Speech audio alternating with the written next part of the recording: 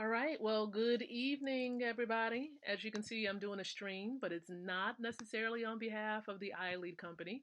I'm coming to you on behalf of Women of Elevation Career Services International. Again, this is really a podcast connected to a women's nonprofit organization based in Chesapeake, Virginia. It also has a location in Nigeria, Africa. And so, again, I'm coming to you on behalf of Women of Elevation Career Services International. And so, what I am going to do before I dive into any more information is I am going to host a watch party inside of the community area for Women of Elevation. Many of you probably see it on my timeline because right now I am live on my specific timeline. I'm also live on Spreaker and iHeartRadio, as well as the womenofElevation.com's website. And so, again, welcome aboard. This podcast goes live every Tuesday and Wednesday around 8 o'clock p.m. Eastern Standard Time. And so, with this particular podcast, let me just tell you, as I go and launch this watch party here, let's go ahead and kick this watch party into gear. Oh, as well as mute it. So, sounds like it's pretty good. So, this particular show, the whole purpose really coincides with the mission of the nonprofit. And the mission of the nonprofit is to empower women with the tools to be able to create, relate, and elevate so you can walk in your God-given purposes and truly carry out your dream lifestyle.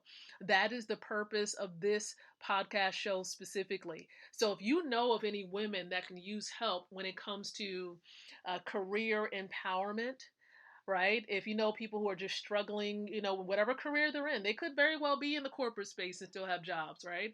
Or they could be entrepreneurs. Listen, I encourage you to give them the link. There's a link that you may see. If you're on my timeline, you'll see a link in the description area. If you're on a podcast platform, you'll see it in the description area. But if you're in the Women of Elevation group already, you're in the right spot, okay? You're in the right spot. And so I encourage you all to have them to plug in. That's what we do. We help you to be empowered when it comes to your career and having a thriving career at that. And so during this month, we're in the month of August now. We're here, okay? That month of July has zipped past really fast. And so what I want to do, and hopefully you all are hearing me clearly right now. I know I'm looking inside of the Women of Elevation group. It says not clear. One of our listeners says not clear. Hopefully you can hear me clearly. Hopefully so. But the purpose, what I'm going to do tonight is talk about how to attract new customers. Now, during the month of August, that is our focus. We're going to help you to attract new customers and then also have some loyal customers as well. Okay, customers that will remain with you. They will keep really on the course with you. They won't go anywhere else, but stay right with you. Now, you could be someone who is a coach, a consultant, a speaker. You could sell other types of products. You could be in network marketing. But listen, I'm going to explain to you and share with you a couple of tips over the next couple of weeks here on Tuesdays and Wednesdays on how to really enhance and strengthen client relations, okay? Just having that relationship with clients. So let me go ahead. I'm going to go ahead and pull up my little tip sheet here, okay? Now, one tip that I do want to share with you tonight is it's really important for you to set goals for attracting new customers, okay? Set goals to attract new customers. You see, setting goals is critical to any business. So even though it may seem like a draining task, goal setting can actually motivate you. It really could. You see, remember these points I'm going to share with you as you set your goals, okay? The first thing you're going to want to do is really write down short-term and long-term goals for attracting new customers. Like, what is your short-term goal? Like within the next 3 months, how many customers do you want to have in your customer base? Over the next year or 2 years, where would you want your customer base to be? So that will be a longer term goal. So after you write down these goals, what you're going to want to do is start by working towards short-term goals, which really can lead to you achieving your long-term goals. So you want to do it milestone by milestone. You don't want to set too large of a goal and then you can't accomplish it. So you want to start small and work your way up. So in actuality, you might have heard of this term, SMART goals, right? SMART goals. And so here's what you want to do when it comes to the word SMART. The S stands for specific. So make sure your goals are specific. So how many customers, new customers, do you want to acquire? Using which channels? Like which channels? Like Facebook, Instagram? Do you want to do it based on word of mouth referrals or Google searches? Like which channels do you want to use? So not only do you want to be specific when it comes to setting your goals, but you also want to be measurable. You need your goals to be measurable. So you want to establish the metrics that you're going to use to determine whether you've accomplished your goals. So how are you going to measure it? Okay. Is it going to be where you're going to do it month by month and you're going to just assess how many new customers you've achieved or attracted each month? Is that the way that you're going to do it? Also, beyond the M in SMART goals, the A stands for attainable. Attainable. So you need to analyze each goal and determine its feasibility. Determine its feasibility. Is it feasible? Okay, because listen, you can establish all types of goals. Like for example, you can say I'm going to be a six-figure earner, and you have not made $300 in a month. I don't think that that will be smart. That's not necessarily an attainable goal for you to jump from not making any money, like, a couple $100s to six figures. Okay. You want to make sure you have some milestones in there. So I would say, you can set it from a couple $100s to maybe $5,000 a month. And then from 5,000, you can bump it up to $10,000 a month. Like make it gradual so that it's not like a huge stepping stone. And see, that's what I was doing when I had my coaching practice and I was coaching speakers. That's the way that I did it with my group coaching program that I had. I started small. I said, you know what? I want my goal to be the case where I'm just generating, I just wanted it to be like $5,000 a month. That was like the first goal for me.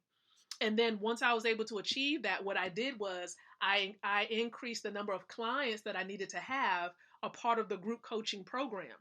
And so that helped me to get to, reaching different milestones. I'm talking about $15,000 a month with that one coaching program. And I had different programs at that time. So that was just from that one program that I was able to generate $15,000 a month from that coaching program. Okay. So you want to take it, again, one small goal at a time. You don't want it to be too large where you're like thinking that you're going to make six figures in 1 month and you haven't made a couple of $100s in a month yet. So you want it to be attainable. Okay. So that's the A in SMART. Now let's look at the R. What does the R stand for in SMART goals? It stands for relevant. Relevant. So you need to determine which goals are the priorities for your business. Okay, which goals are the priorities for your business? Which ones are the most relevant? Okay, for me, for example, many of you know that I'm in an e-commerce company, right? So the goals that will be relevant for me is being able to increase the number of, I would say, the number of partners. Now, that might be one, but I would say for me, I probably would adjust it to be helping more of my partners to be able to do more and accomplish more. Now, I would say that because, within the e-commerce company, I have over 500 partners already. So I wouldn't necessarily set it to be partners, getting more partners, but it would be more for me of helping my partners to do more, helping my partners to be able to accomplish more and help them to reach their goals. Okay, so that's where it would be for me. Right? That's the type of goal that I would set. That's my priority, is increasing volume, helping them to be able to reach their goals. Okay, so that's R. R means relevant. And the T in SMART goals. The T stands for time bound. Time bound. So you need to set a time frame to meet every goal. Set a time frame. So what is, how long do you want to give yourself? So for example, if you're trying to make enough money, have enough cash flow to exit your job, for example, right? Okay, so what is it that you need to do? Okay, does it need to be the case where it's like 6 months? Is it 1 year?